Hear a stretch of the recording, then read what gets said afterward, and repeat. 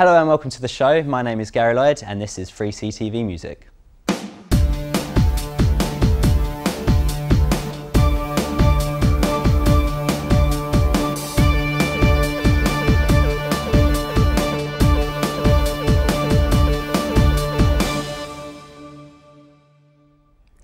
This is the show that's dedicated to finding you the best music in and around Canterbury Christ Church University.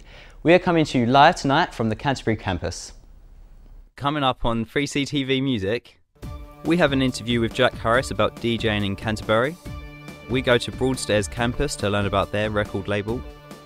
And we have a live interview with members of House of Rogues. As you can see, we have a great show planned tonight and you don't want to miss any of it. So to kick things off, we went over to the Broadstairs campus to find out about the 3CU record label. C3 Records was founded in, I think it was 2005. It was set up as the idea of it was that we had a music business module as part of the commercial music degree, and that we used the people that worked on the music business side of things alongside the students who were songwriting and the production students who are using the studio like this. And so we had an A&R process where people would send in their demos, the students would pick which artists they wanted to work with, and then those people would be recorded in the studio and then put out and marketed by the music business people. When I was on C3U, I recorded my EP, Pushing You Back, and the single off that, which is what the video is from, and most of the publicity we got was called Darkest of Days.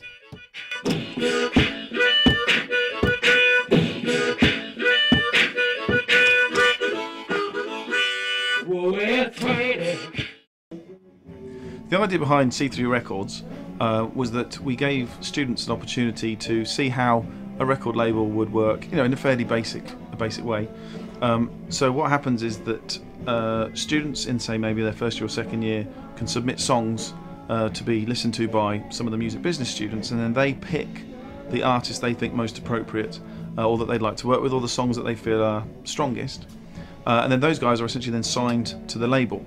At that point, what happens is that they're recorded by the third year production students in this, which is our main studio, and they're led by Greg Fitzgerald, who's the third year tutor, and he's sort of in his time has recorded and is currently a sort of a producer, songwriter, and has recorded he's written songs for Kylie Minogue and Madonna and people like that, and has had records out there and got platinum records and stuff. So they're getting proper, industry people working on their material.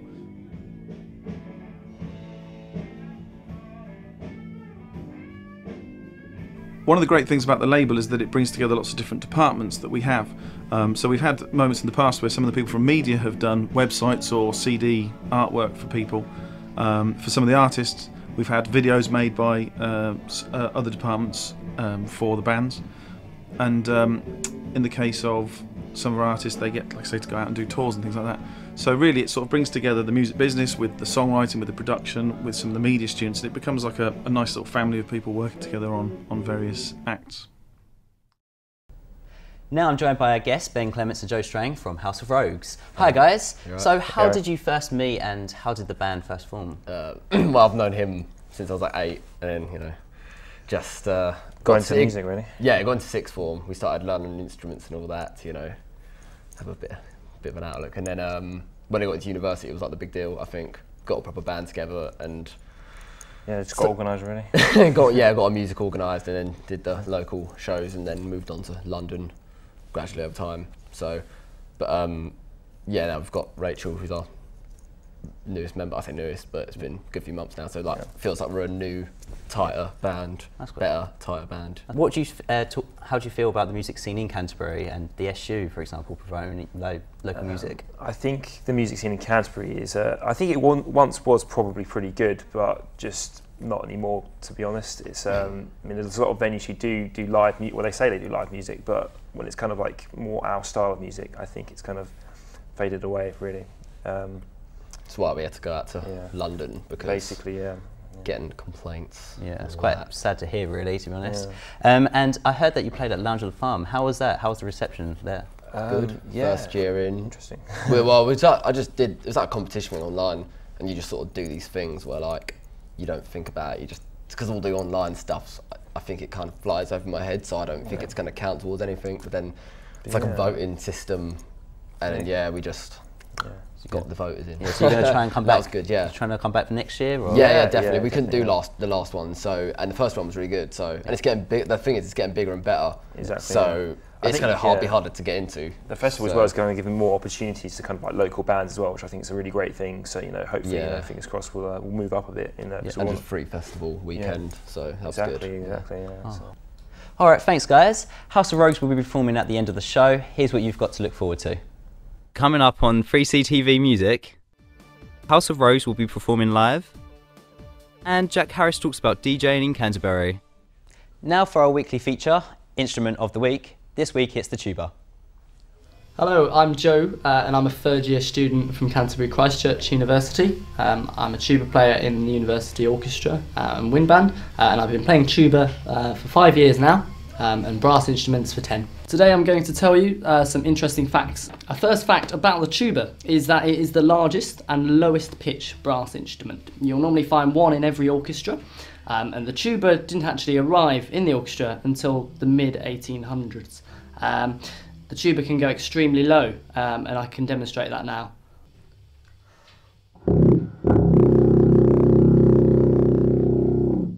To produce a note on the tuba, you need to buzz your lips as if you were doing a raspberry. So, as example. By then attaching that to the mouthpiece, and you will then in essence produce a note, and it depends on how much pressure that you give the air, and that will affect the range of the instrument.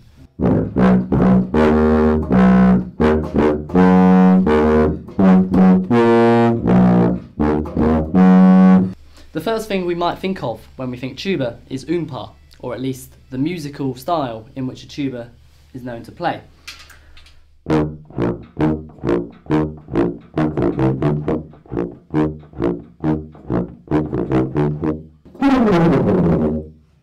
Tubas come in all shapes and sizes. The tuba that I'm playing at the moment is an E-flat based tuba.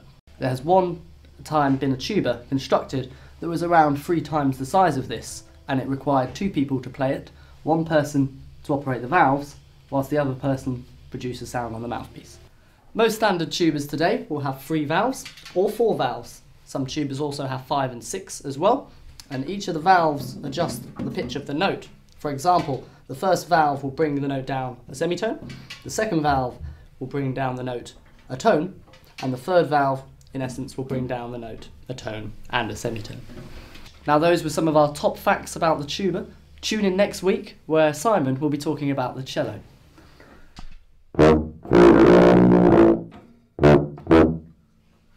Jack Harris, aka DJ Jack Rat, is one of the top DJs in the Canterbury nightclub scene. We interviewed him about his influences, the Canterbury nightlife, and he even gave us some tips.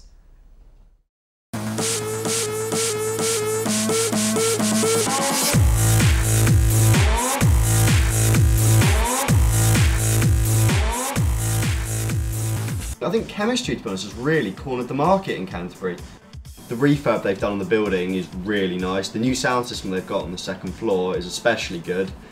The music selection there, ground floor is a bit iffy, but the second floor sometimes, especially on Thursday nights, actually has some pretty decent music. I'm not sure who it was, but I heard someone playing there the other day, and they actually were surprisingly good for a commercial nightclub DJ.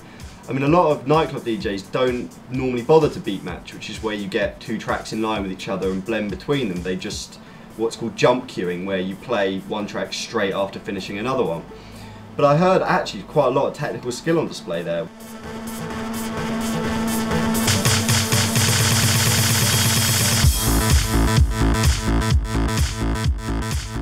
The music I grew up listening to mainly was punk rock artists actually, funnily enough. Then really sort of dance music started to take over really, as I noticed dance music could have the energy and aggression that a lot of this more like, what they is generally termed harder music does have. Kick it! As far as what gets people going, energy. Energy is just the most important thing. Whatever genre, even if it's 120 beats a minute or 210 beats a minute, if the track hasn't got that energy or that shine to it, it won't work. Personally, I think a student crowd is much better than a regular crowd. Well, on Wednesdays they have 3 floors, 3 floors of incredible people.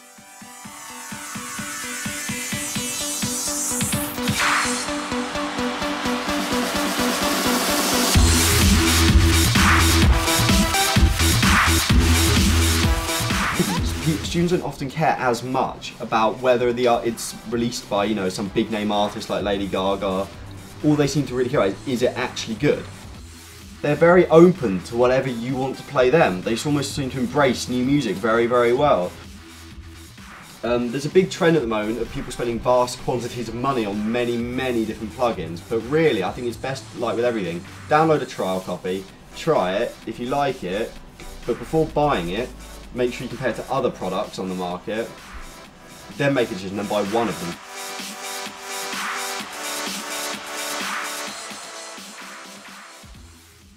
Thanks for watching. Be sure to tune in next week when we go out and interview some buskers in Canterbury.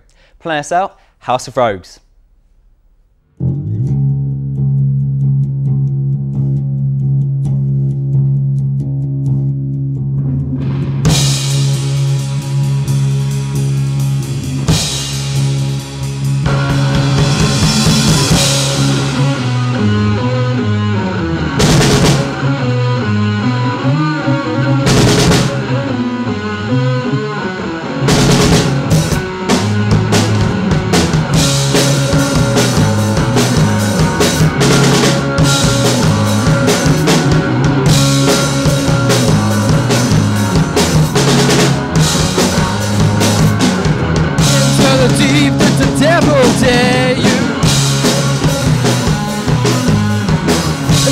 Looking for some satisfaction.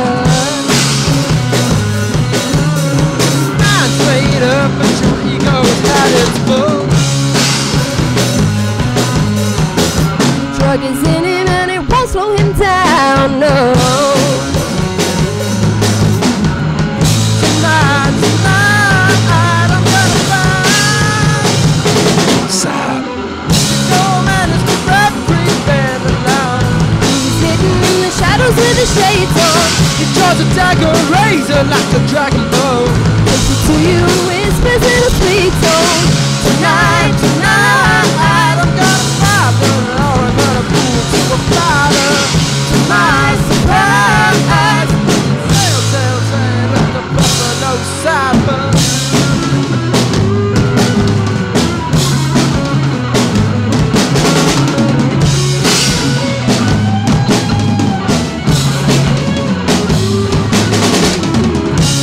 Trails seeping down your grizzled chest.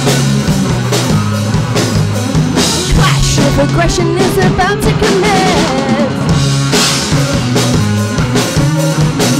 Draws a dagger, razor like a dragon bow. Before feeling the eyes of the thunderstorm, headlong and high into the fire.